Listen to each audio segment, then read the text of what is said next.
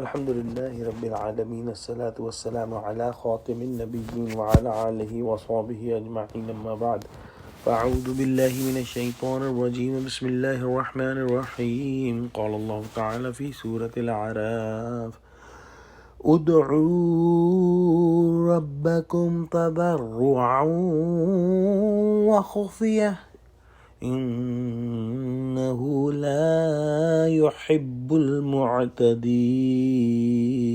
Translation: Pray calling upon your Rabb humbly in secret. Indeed, He does not love transgressors who exceed limits. Yesterday we studied that in these ayahs, in these 5 ayahs, Allah subhanahu wa ta'ala is giving the summary of the invitation of the prophets of Allah subhanahu wa ta'ala, which started with Allah subhanahu wa ta'ala's rububiyyat, meaning that Allah subhanahu wa ta'ala's kingship and He is the master of everyone, and His uluhiyyat, meaning that He is absolutely the only deity worthy of worship. In today's ayah, Allah subhanahu wa ta'ala is mentioning about dua. So once a person is accepting Allah subhanahu wa ta'ala, His only master and only deity for worship, then how do we get connected to Allah subhanahu wa ta'ala? And the connection with Allah subhanahu wa ta'ala is with dua. So once a person is connected to Allah subhanahu wa ta'ala, more connection will be achieved with the continuous dua. And in this ayah, Allah subhanahu wa ta'ala is giving us the etiquettes of dua. Dua is the soul of worship, but dua must have 2 qualities.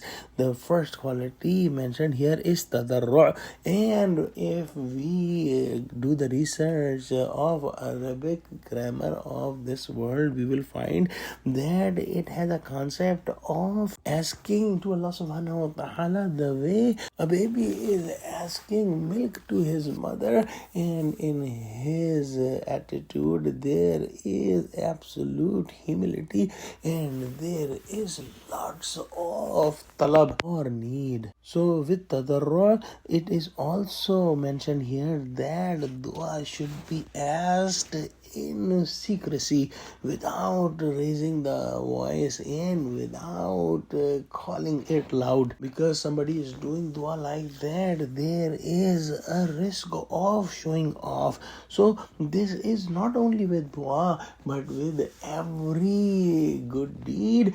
It can be said that doing it secretively may be more better than doing it openly or loudly. Ibn Jarih, the famous scholar, said that calling out loud the dua and making noise is makruh. However, it must be understood that those things that Prophet Muhammad sallallahu alaihi wasallam have showed and have said in his lifetime, doing with loud voice should be done as taught by Prophet Muhammad sallallahu alaihi wasallam. For example, the azan is loud, the aqama when the imam is leading the salah is loud, and also when he is reciting the Quran it is loud. Also there are several takbirat like in Hajj or at the time of Eid prayer, they are done loud and must be done the way Prophet Muhammad sallallahu alaihi wasallam has taught us. In the end, Allah subhanahu wa ta'ala said, Innahu la yuhibbul mu'tadeen,